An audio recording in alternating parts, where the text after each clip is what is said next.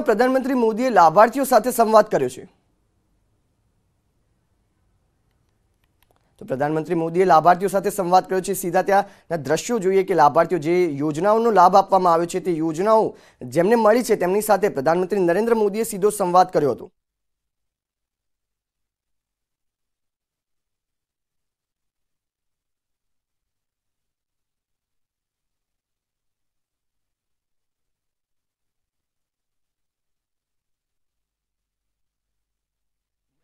જિલ્લાના મુફસિલ police station વિસ્તારમાં દિવસભર એક ટ્રકમાંથી બિસ્કિટના બોક્સ લૂંટવાનો વિડીયો હાલ સોશિયલ મીડિયામાં ખૂબ જ વાયરલ થઈ રહ્યો છે।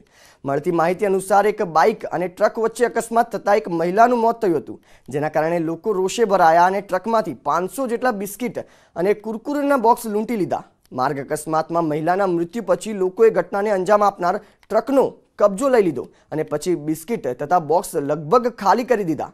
મુફસિલ પોલીસ સ્ટેશનની પોલીસે બંને અકસ્માત અને લૂંટના કેસમાં તપાસ હાથ ધરી છે।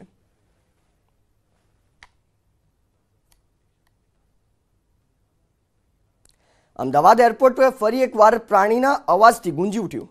જામનગર ખાતે બની રહેલ એશિયાના સૌથી મોટા ઝૂ માટે કાર્ગો પ્લેનમાં પ્રાણી લવાયા હતા। દક્ષિણ આફ્રિકાથી કાર્ગોમાં 40 ચિત્તાનું એરપોર્ટ પર આગમન થયું હતું। રોડ વડે પ્રાણીઓને લઈ જવામાં હાલાકી પડે માટે ઇન્ટરનેશનલ ફ્લાઇટને ડોમેસ્ટિકમાં રૂપાંતર કરી જામનગર એરપોર્ટમાં મુકાઈ હતી। પ્રાણીઓના મેડિકલ હિસ્ટ્રી જેવા વિવિધ મુદ્દાઓની ચકાસણી કરી પ્રાણીઓને ક્લિયરન્સ અપાયા છે। અગાઉ 18 મેના 95 પ્રાણીને અહીંયાથી જામનગર મોકલાયા હતા।